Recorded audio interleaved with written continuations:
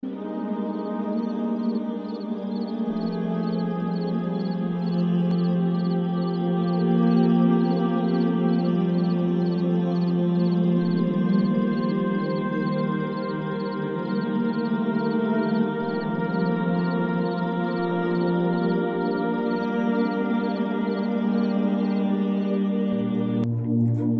যদি আজ এখন মারা যাই, আমার ইদানিং খুব মনে হয় আমি যদি আজ এখন এই অবস্থায় মারা যাই তাহলে কি জান্নাতে যেতে পারবো?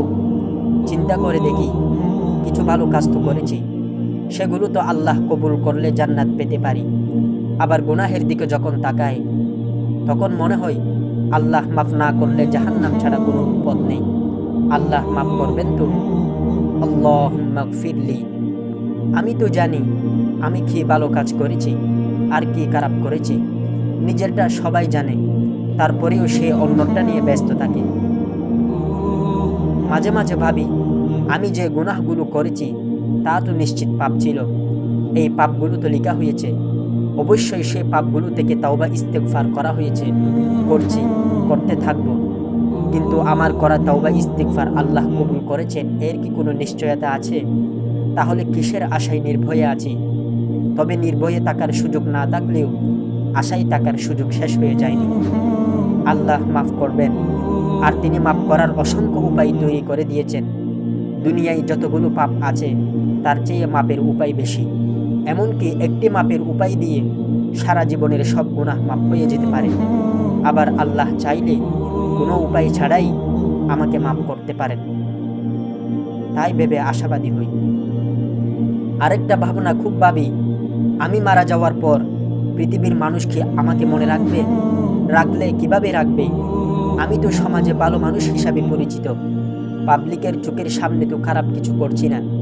যা খারাপ করি তার সবচেয়ে ভালো জানেন আল্লাহ, আর জানি আমি, আর জানে যার বা যাদের সাথে খারাপ কাজ করা হয়েছে সেই বা তারা। তাহলে মানুষ তো আমাকে ভালো মানুষ হিসাবে মনে রাখবে বলে আশা করতে পারি। মানুষ কি আমার জন্য দোয়া করবে? মনে অনেককেই রাখে, কিন্তু সবাই তো সবার দোয়া চায় না। আমি যদি মারা যাওয়ার পর মানুষের দোয়া না পাই তাহলে কি করলাম এই জীবনে? পাবো তো মানুষের দোয়া? 2 দিনের এই দুনিয়া আজ কিংবা কাল ছেড়ে যেতেই হবে। আমি মারা যাওয়ার পর 2-4 দিন মানুষ মনে রাখবে, স্মৃতিচারণ করবে।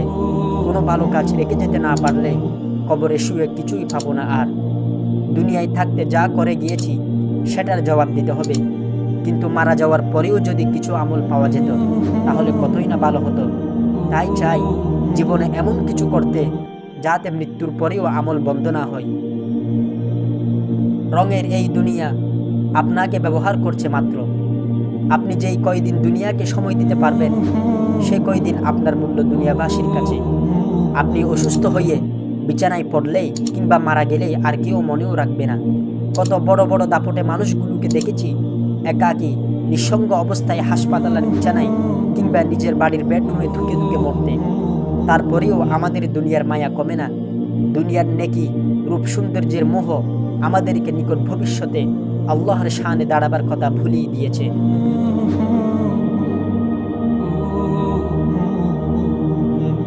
আফসোস, আমিহীন দুনিয়া, এই সুন্দর পৃথিবী, এত সুন্দর মানুষগুলো ছেড়ে যে কোনো সময় চলে যেতে পারি মহান রবের কাছে।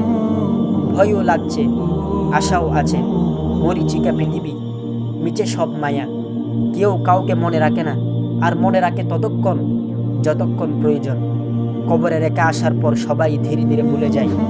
মাঝে মাঝে নিজেকে কবরে কল্পনা করে আমিহীন বাইরের দুনিয়াটা দেখি, সবই ঠিকঠাক চলছে, আমার জন্য কিছুই থেমে নেই। অফিসের আমার চেয়ারটাও খালি নেই, খালি নেই বাসার বিছানাটাও, খালি নেই যাদের মনে যতটুকু ছিলাম সেই জায়গাগুলো সব দখল হয়ে গেছে।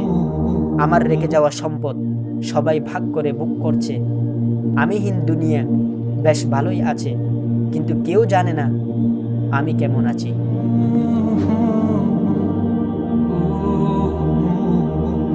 আল্লাহই তো শিপার মালিক। ওয়া ইযা মারিদতু ফাহুয়া ইয়াশফিন। আমি যখন অসুস্থ হই তখন তিনি আমাকে আরোগ্য দান করেন।